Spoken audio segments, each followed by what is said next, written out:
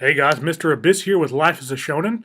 If you're enjoying the content on our channel, go ahead and like our video and subscribe to our channel. And if you want to go ahead and get updates whenever we put out a new video, go ahead and click that little bell down there as well. Enjoy! Alright guys, I just wanted to go ahead and apologize for what happened with us last week. Xfinity's been having some big problems over here.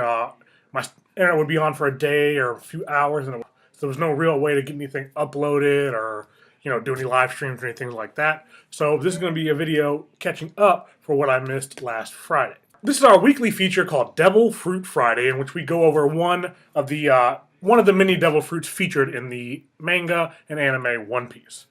Unlike many of the other reviews, we're going to do every single one. It may get a little redundant on Logias, but I really think there's enough information for each one to be able to do a separate video on every one. It's not too long or too short.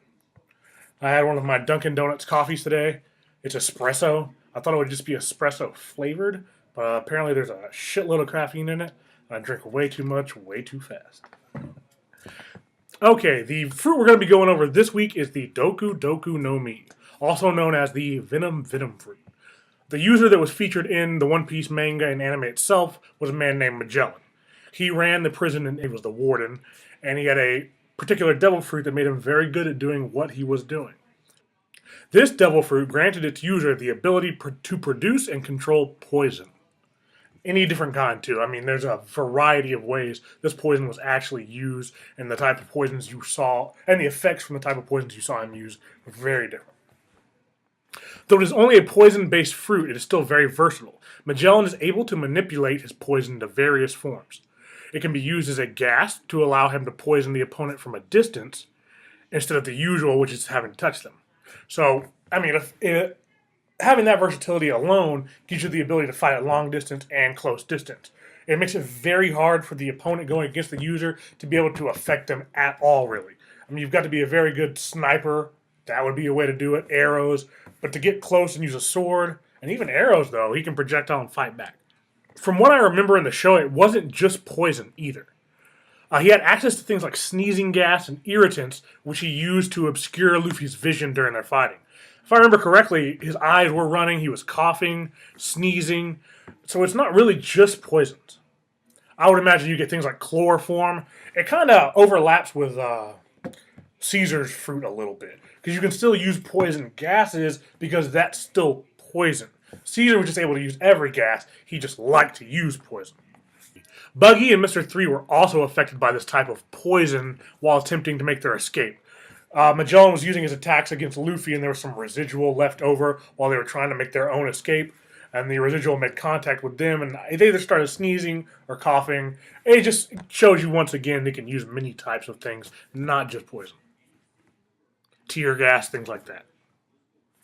It also had the use of being used as a coating of armor, this being what I think is its most effective use. By coating himself in an armor of poison, the user's enemy is unable to make direct contact with the user. If they do, they will immediately begin feeling the effects of the lethal poison or whatever version of the poison that Magellan is using or that the user is using at that moment. Because of the high level of manipulation allowed, the user is able to spit projectiles or form poison constructs, which they can use to add another layer of offense and defense onto their already robust offense and defense. Magellan was also able to leave poison walls behind to obstruct anyone he wished to do so. Like I said, very versatile fruit, more so than you would think with just using poison. At its highest levels, I'm not sure if this was an awakening or not, but it seemed to the poison is so intense and so pure that it was able to affect anything and everything that it came in contact with.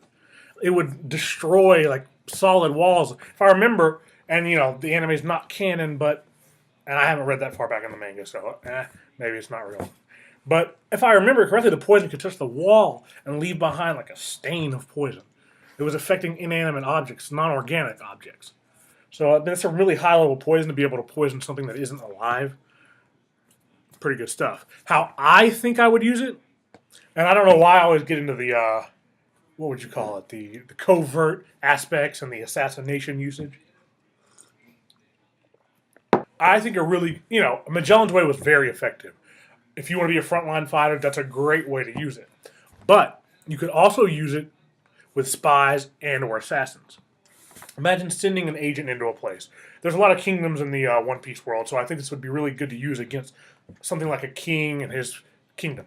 So the guy sneaks in, makes maybe he's a diplomat, maybe he's some kind of spy that's with one of the noble families, something like that. The closer he can get to the target, all he has to do is get close to their food and poison the source. Just a little bit. And I'm sure he's able to excrete tasteless, some odorless poisons that can be very, very lethal. And you can even have him go in as dinner is being served. Though it's all poisoned food, he's there and he's going to eat it himself because poison does not affect him. It gives you the ability to use your assassination technique multiple times. It just doesn't happen and you have to escape and run away. It can happen. Perhaps you can fake your own death, whatever you need to do to get out of there. Then you can go use it somewhere else. And that's all we really got for Devil Fruit Friday today. I'm not sure what Devil Fruit we're going to do yet for next week, but tune in next time and I'm sure you'll enjoy it. Goodbye.